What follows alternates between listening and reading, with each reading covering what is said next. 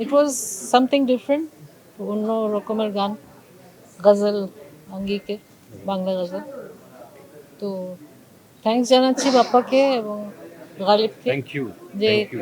এই ধরনের গান এখনও তারা করার চেষ্টা করছে এবং আমাকে দিয়ে গাইয়েছে একটা গান, বাপ্পার সাথে গেয়েছি, খুবই ভালো লাগছে।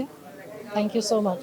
বিশেষ কারণ হচ্ছে যে এই ধরনের গান আসলে আমরা তখন পাই না, তো এই ধরনের গান করার তো ইচ্ছে আছে। এই ধরনের কম্পোজিশন যদি পাই অবশ্যই করব। বাপ্পার সাথে অলরেডি, গালিবের সাথে অলরেডি কথা হয়ে আছে আরেকটা গান করার ব্যাপারে। আমি তো বলি এটা আমার জন্য একটা অনেক বড় প্রাপ্তি যে এই বিশাল মানুষটির পাশে দাঁড়াতে পারছি, এটাই আমার অনেক অনেক প্রাপ্তি। এবং আমি গান করতে পেরেছি ওনার সাথে, ওনার জন্য সুর করতে পেরেছি, গালিব ভাই লিখেছেন। আমি মনে করি এটা আমাদের জন্য অনেক বড় একটা অর্জন, অনেক বড় একটি প্রাপ্তি।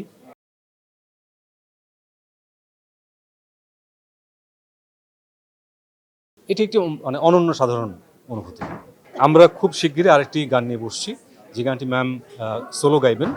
সেটা অলরেডি আমরা কথা বলছি গানটা নিয়ে, সেই গানটা নিয়ে কম্পোজিশন নিয়েও কাজ করছি এবং আমরা খুব দ্রুত রেকর্ডিংয়ে যাব। খুব ভালো লেগেছে। এমন একটি প্রজেক্ট নিশ্চয়ই সঙ্গীতপ্রেমীদের জন্য একটা সুখবর। এবং আপনারাও দেখেছেন, শুনেছেন কি অসাধারণ, কি দারুণ একটি গান আমরা পেয়েছি।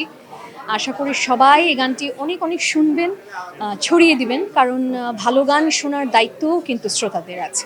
আমার গানটা নিশ্চয়ই শীঘ্রই আসবে। ওটার ভিডিও এই সপ্তাহ কিংবা তার পরের সপ্তাহেই করা হবে। বাপ্পাদাই ভিডিও ডিরেকশন দিবেন, তো তারপর হয়তো সবাই পাবে।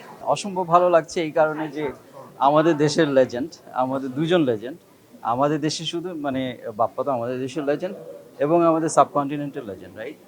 এটা আমার জন্য একটা বিশেষ অনেক বড় পাওয়া।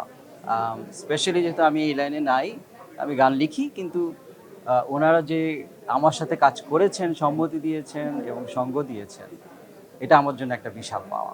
এবং আমার কাছে মানে আমার থ্রুতে বাংলা মিউজিক ইন্ডাস্ট্রির জন্য একটা বিরাট পাওয়া, কোনো সন্দেহ নেই।